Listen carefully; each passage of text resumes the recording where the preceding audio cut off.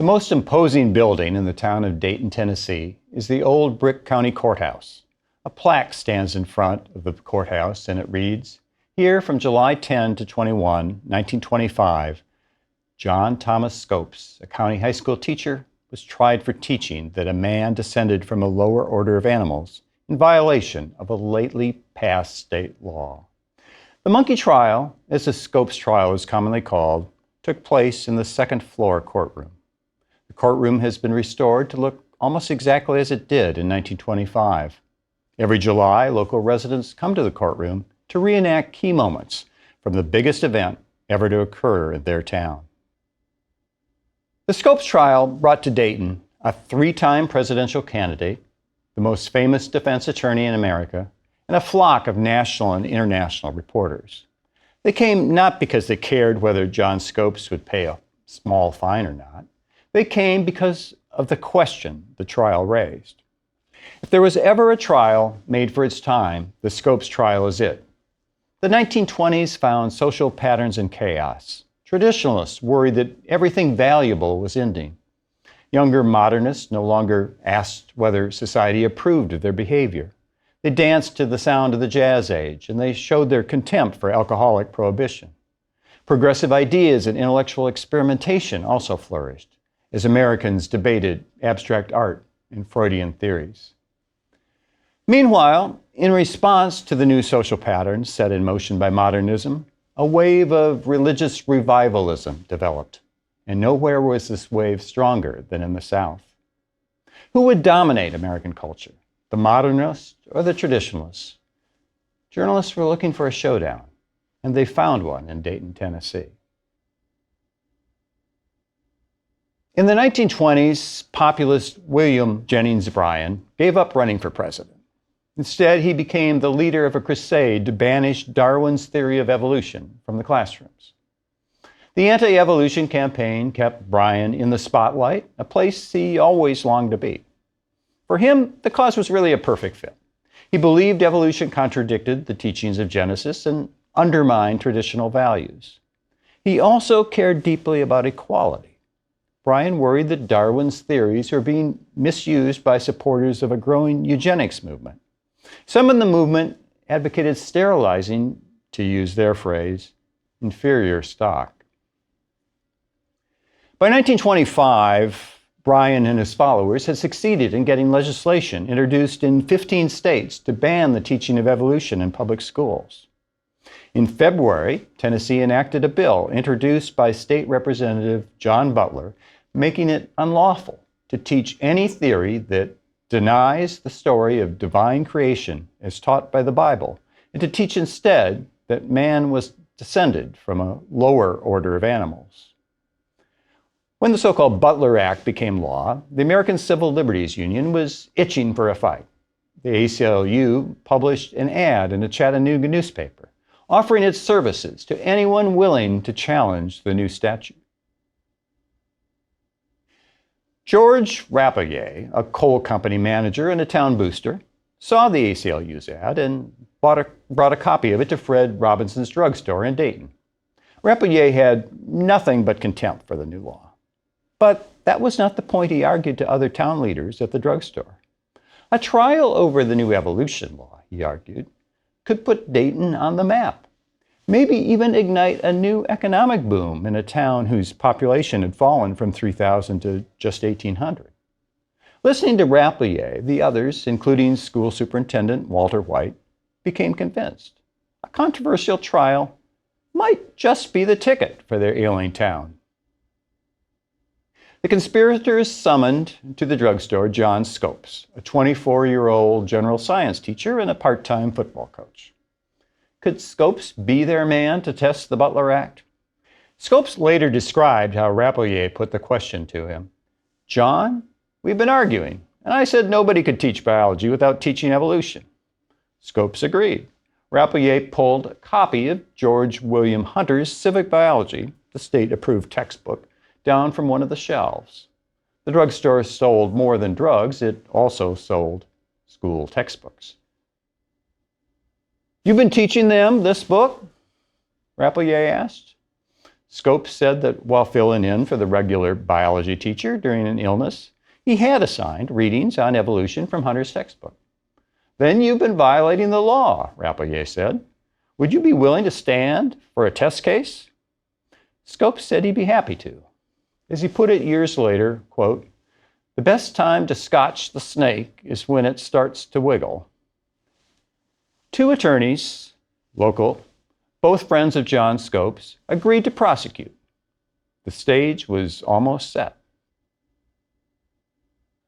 Now, this version of events differs dramatically from the version presented in Inherit the Wind. The play and movie were based loosely on the actual case, very loosely.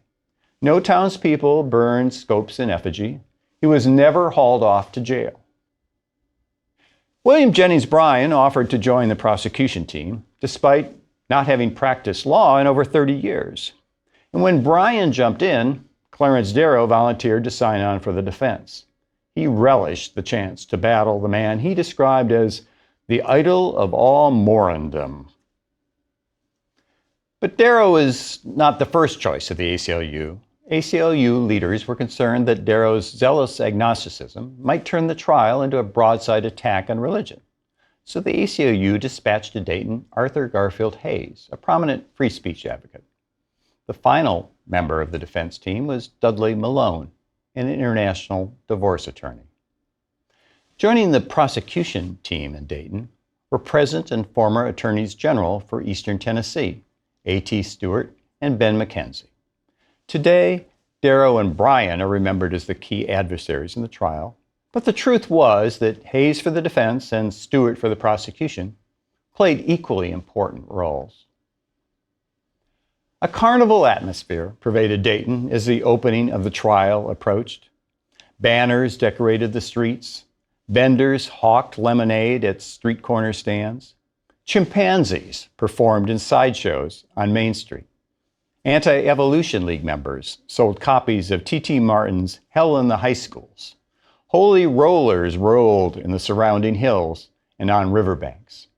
Marcette Haldeman Julius, who was present in Dayton for the trial, wrote, "One was hard put to know whether Dayton was holding a camp meeting, a Chautauqua, a street fair, a carnival, or a belated 4th of July celebration. It was drunk on religious excitement." Nearly 1,000 people, 300 of whom were standing, jammed the Ray County Courthouse for the first day of trial. Also in attendance were announcers ready to send to listeners the first ever live radio broadcast from a trial. Judge John Ralston, a conservative Christian who craved publicity, sat at the bench. 2 police officers stood on either side of the judge, waving huge fans to keep air circulating. The judge called the court to order. Then he asked a local minister to open the proceedings with a prayer. Clarence Darrow usually picked his juries carefully. Jury selection in Darrow's cases often took days. But in Dayton, a jury of 12 men, including 10 farmers and 11 regular churchgoers, was quickly selected. Darrow cared little who the jurors were or what they believed. For Darrow and the defense, the Scopes case was all about getting a conviction and taking the case to a higher court, preferably the U.S. Supreme Court. The goal was a Supreme Court opinion declaring laws banning the teaching of evolution unconstitutional, a violation of the First Amendment. As for William Jennings Bryan, his ultimate goal was adding an anti-evolution amendment to the U.S. Constitution. After jury selection, the trial adjourned for the weekend. On Sunday, Bryan delivered the sermon at Dayton's Methodist Church. He used the occasion to attack the defense strategy in the Scopes case. As Bryan spoke, Judge Ralston listened attentively in his front row pew seat. On the first business day of the trial, the defense submitted its motion to quash the indictment on constitutional grounds. The day of arguments over the law's constitutionality ended with a speech that is classic Darrow. If today you can take a thing like evolution and make it a crime to teach it in the public schools, Tomorrow you can make it a crime to teach it in the private schools. And the next year you can make it a crime to teach it to the hustings or in the church. And the next session you may ban books and newspapers. Today it is the public school teachers, tomorrow the private. The next, the preachers and the lectures, the magazines, the books and the newspapers. After a while, Your Honor, it is the setting of man against man and creed against creed until with flying banners and beating drums we are marching backward to the glorious ages of the 16th century when bigots lighted faggots to burn men who dared to bring any intelligence and enlightenment and culture to the human mind. Journalist H.L. Mencken wrote the next day about Darrow's speech. He reported, during the whole time of its delivery, the old mountebank, Bryan, sat tight-lipped and unmoved. There is, of course, no reason why it should have shaken him. He has these hillbillies locked up in his pen, and he knows it. His brand is on them. His nonsense is their ideal of sense. When he deluges them with his theologic bills, they rejoice like pilgrims disporting in the River Jordan. No one can say Mencken didn't say what he thought.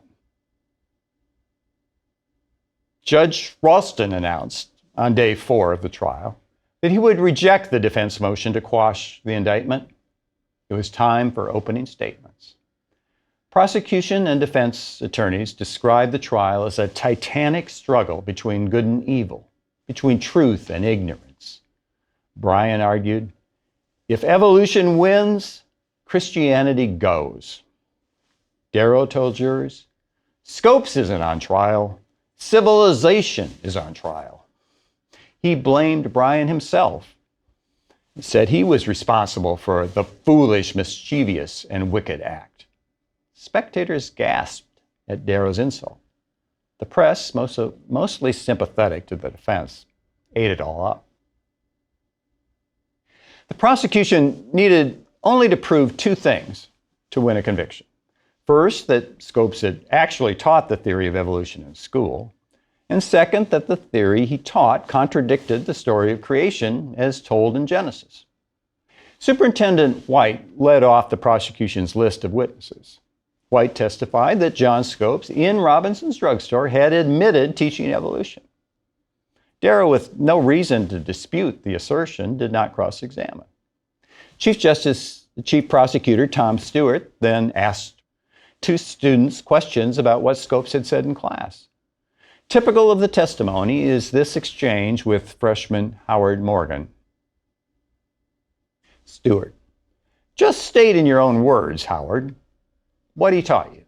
Morgan, he said that the earth was once a hot molten mass, too hot for plant or animal life to exist upon it. In the sea, the earth cooled off.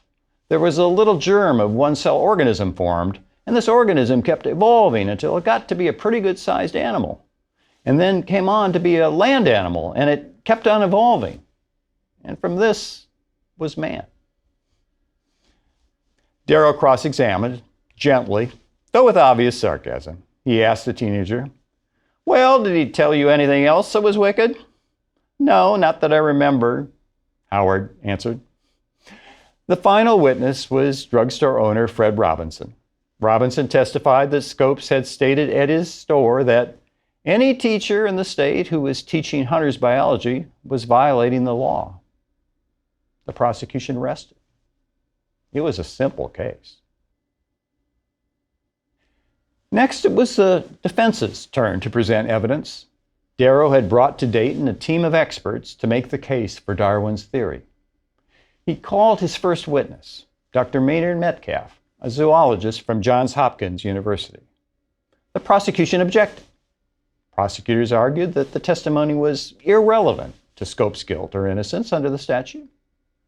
What does it matter what scientists think about evolution? All that matters under the statute, they argued, is that Scopes taught the theory. Before ruling on the prosecution's objection, Judge Ralston excused the jury and listened to some of Dr. Metcalf's testimony. The scientist's testimony provoked Bryan's only extended speech of the trial. He mocked Metcalf's exposition of the theory of evolution. Bryan complained that Metcalfe's testimony had man descending not even from American monkeys, but from old world monkeys. Dudley Malone countered for the defense. In a thundering voice, Malone argued that the prosecution's position was born of the same ignorance which made it possible for theologians to bring old Galilee to trial. It was a powerful speech.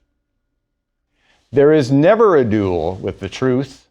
The truth always wins, and we are not afraid of it. The truth is no coward. The truth does not need the law. The truth does not need the force of government. The truth does not need Mr. Bryan. The truth is imperishable, eternal, and immortal, and needs no human agency to support it. We are ready to tell the truth as we understand it, and we do not fear the truth that they can present as facts. We are ready. We feel we stand with progress. We feel we stand with science. We feel we stand with intelligence. We feel we stand with fundamental freedom in America. We are not afraid.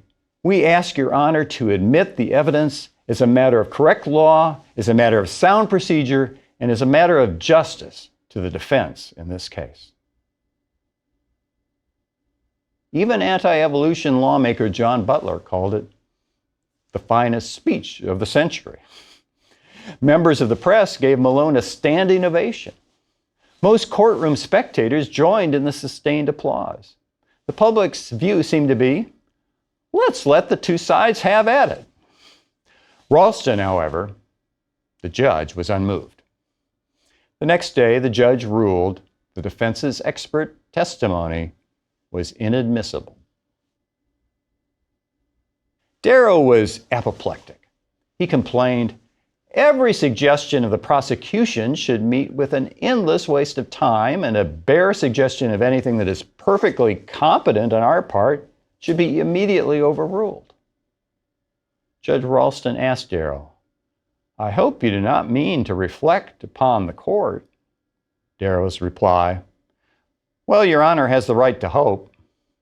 I have the right to do something else, the judge responded. He found Darrow in contempt of court. The next day, however, Darrow apologized. Spectators applauded as Darrow and the judge shook hands.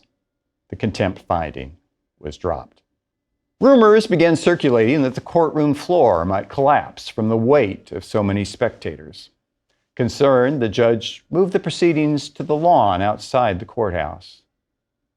There, before a crowd that had swelled to several thousand, the defense read into the record, for purposes of appellate review, excerpts from the prepared statements of 8 scientists and 4 experts on religion who had been prepared to testify. The press widely reported the expert statements. So Darrow succeeded, after all, in his efforts to turn the trial into a national biology lesson. On the 7th day of trial, Ralston asked the defense if it had any more evidence. What followed was what the New York Times described as, quote, the most amazing court scene in Anglo-Saxon history. The defense called to the stand to testify as an expert on the Bible, prosecutor William Jennings Bryan. Now, the idea of examining Bryan did not suddenly pop into Darrow's head on the morning of July 20th, 1925. He had discussed the tactic with colleagues 2 days earlier. Darrow versus Bryan on the truth of the Bible. Now that would be a battle that would get the nation's attention. Bryan's ego knew no bounds. Darrow guessed that Bryan might find the challenge to testify irresistible, if only his co-prosecutors did not stand in his way. Darrow guessed right. Bryan dismissed the concerns of his prosecution team and took the stand willingly. His only condition was that he have the right to put Darrow and the other defense attorneys on the stand as well. Now, what was the ostensible relevance of Darrow's calling William Jennings Bryan to the stand? The argument was that the self-proclaimed biblical expert could shed light on the question of whether the Bible might be reconciled in some way with Darwin's theory. If what Scopes taught didn't contradict the Bible, the argument went, then he wasn't guilty of any crime. Now, Darrow's real purpose, of course, was to humiliate his rival. Marcette Haldeman Julius described the scene. Picture to yourself that vast throng. Before you, the branches of two great maples intertwining form a natural proscenium arch. Behind it, in the ring, the two antagonists meet. Brian, assured, pompous, his face turned to the audience, which, rather than the judge, he frankly addresses.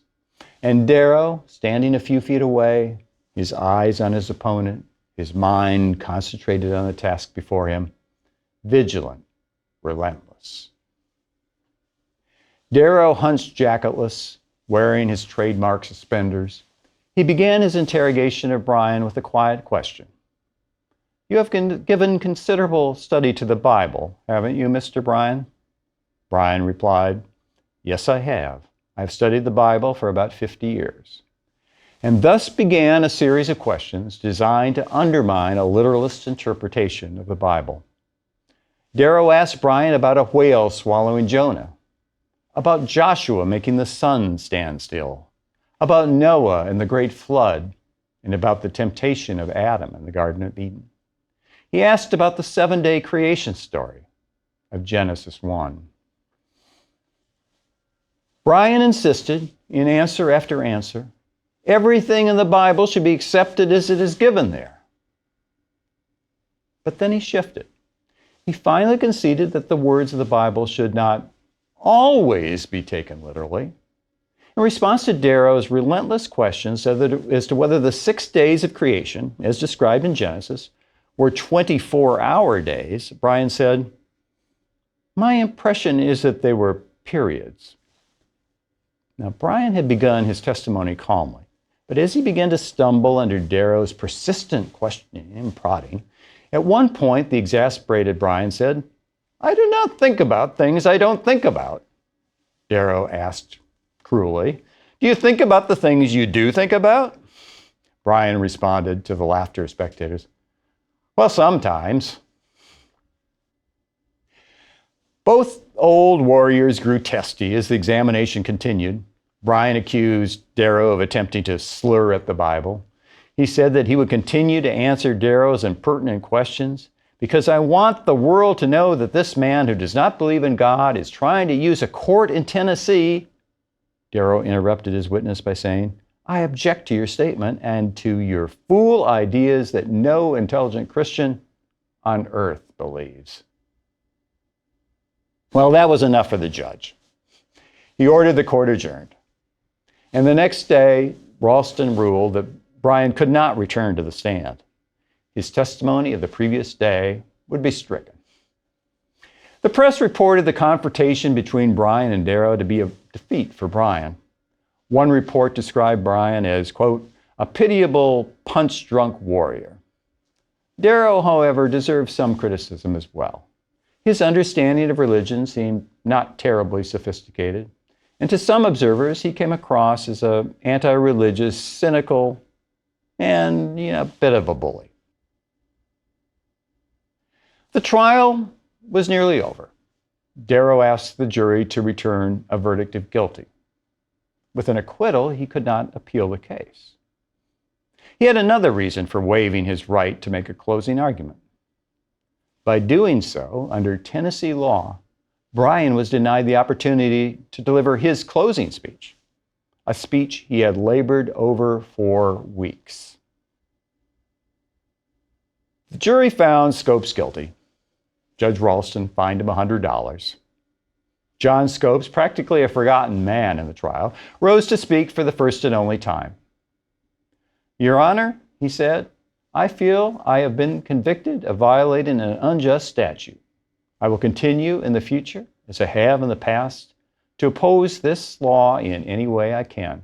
Any other action would be a violation of my ideal of academic freedom, that is, to teach the truth as guaranteed in our Constitution of personal and religious freedom. I think the fine is unjust. The trial ended in Hollywood fashion. Brian and Darrow and the judge each made crowd-pleasing statements, Ralston concluded with this thought: I have had some difficult problems to decide in this lawsuit, and I only pray to God that I have decided them right. If I have not, the higher courts will find the mistake. But if I fail to decide them right, it was for a want of legal learning and legal attainment, and not for the want of a disposition to do everybody justice. We are glad to have had you with us. The crowd applauded. Defense attorney Arthur Garfield Hayes rose to ask a question. May I, as one of the counsel for the defense, ask your honor to allow me to send you The Origin of the Species and the Descent of Man by Charles Darwin? Judge Ralston laughingly accepted the offer. And that was it, except, of course, for a benediction.